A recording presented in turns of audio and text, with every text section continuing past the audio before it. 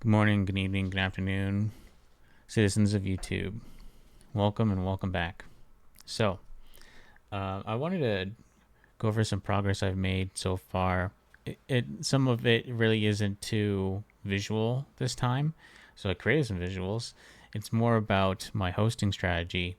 So, I'm preparing to make this public for people to use, and for that, I need to figure out a way to host it, right? This is a complicated project because it is really resource heavy, right? I'm using a lot of AI services, and the most prominent ones are obviously GBT for my LLM NLP stuff, and then there's the automatic level 11 for my AI image generation stuff. So both of those can be very demanding and taxing. So having it one completely self-hosted is an expensive endeavor. Having it completely cloud hosted is an expensive endeavor. And right now, a hybrid approach makes sense for me, but I can anticipate as I become more effective and more efficient with the resources that I will have it all cloud hosted over time. But it's just a evolving strategy that right now, if I do it a hybrid approach, I can get it up this week and slowly find ways to make it less expensive to run up in the cloud. And I'll go over into that here in a second. So here's a diagram of my current strategy. It's basics, right? You've got the client and the server.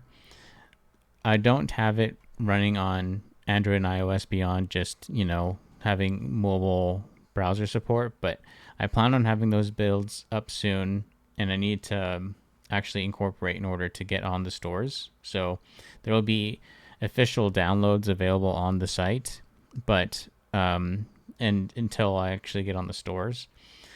And so these clients will connect to my Azure cloud instances where we have the book API. So as you're going through the book, most of the services aren't demanding, right? Things are already generated, and now you're just accessing those resources. So really, we just need to have the cloud services to store the images that are generated, and then a way for you to access the book. So just a database to store the book and the links and whatnot to connect everything together and make the experience. Those aren't demanding resources, so I can have them hosted separately for very, very cheap. Now, the expensive part comes when you're processing the book, and that can still be done in the cloud, and it's actually preferred because with all the network traffic that's going on between the server and OpenAI with GPT, and whoever I end up using, if I ever change, all that traffic now gets handled in the cloud, so it doesn't affect my internet. So that's great, and it's not bottlenecked by my internet. Now, the part where right now self-hosting makes sense is for the image API. So whenever there's an image that needs to be generated, the request will be forwarded over via proxy, and none of this for security reasons, right? Being self-hosted, there's concerns there. Everything is going through this book API, so there's never direct contact with the outside world. It's always through this book API, and the information that's sending out is all standard information that can't be dirtied. Nobody can pollute it with their own meta information that will cause harm on the other side. So it sends the proxy over to the image API. The image API, that's where all the image generation gets handled. I have some beefy GPUs that I've invested in that I can have operating. Now, I don't want it to have it operating 24/7. So my current strategy is to make the client have an indicator on the homepage. Right now, my homepage is blank, but an introduction with, your most recent read, and then the availability of the generation services, right? So most of the time you shouldn't need the generation services because everything's been generated for you already, and you just want to get into the book. When you do want to use the generation services, we need an indicator that says that it is available. Apologies, get over here. And when it is, need a friendly UI to enable it. Right now, this is not friendly UI, but what happens, right, is you can make a request for the images to be generated with certain models, and then a job gets created. So basically, the client will send a request to the cloud, and if it's just trying to read the book, that's available 24/7. If it's trying to generate content, generate the images for it, then that gets sent over to the image API, and that's as a job. That job can be processed at any time asynchronously, right? So if the services aren't available, it can still be created as a task to do. And then when I boot up that server, it can process that job. And if it completes, the job will be marked as done and be available for the user as of that moment. So I think this is a good middle ground for now. And that as time goes on, it should just become more available. And it should also become faster, right? So not just asynchronously when you make these jobs, but you can process it even beforehand, right? But right now, I'm just trying to get this experience out there for people to give it a shot.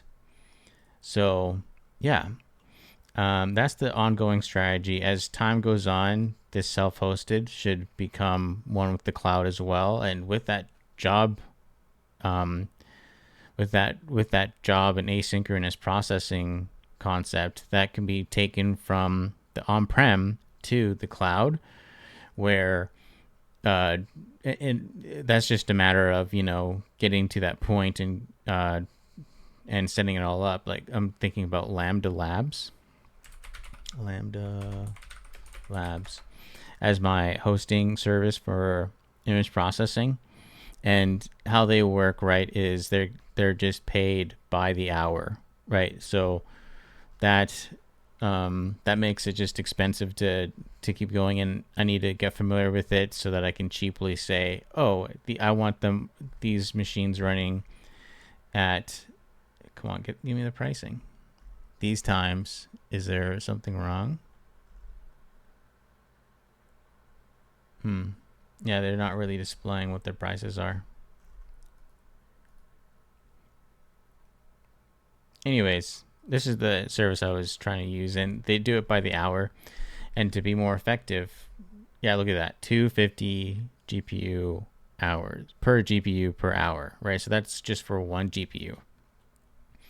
So it gets, I think that there are more reasonable options than just going straight for the H100s. That's not what I'd be going for.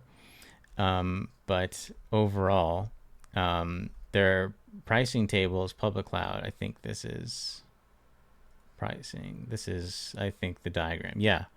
So $3 for H100, cool, but 80 cents for an A600.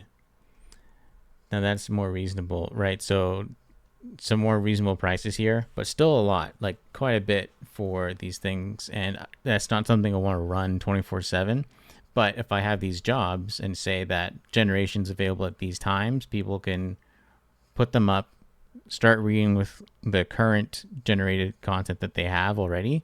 And then when it goes online, it's just a flat rate of this is how long it takes. So I'll be able to process those jobs within that time span. Maybe I just put it up for 2 hours and then it processes all the jobs. And now it's available for users. It's not the most ideal situation, but right now I'm not trying to release this as a finalized product. I'm trying to get some quick feedback, and hopefully if people find it really interesting, they'll keep wanting to use it and give me feedback. I'm not really looking for much more than that right now. But anyways, thanks for checking out my ideas and my plans for this app. Hopefully you found it interesting. I'll catch you guys later. Bye.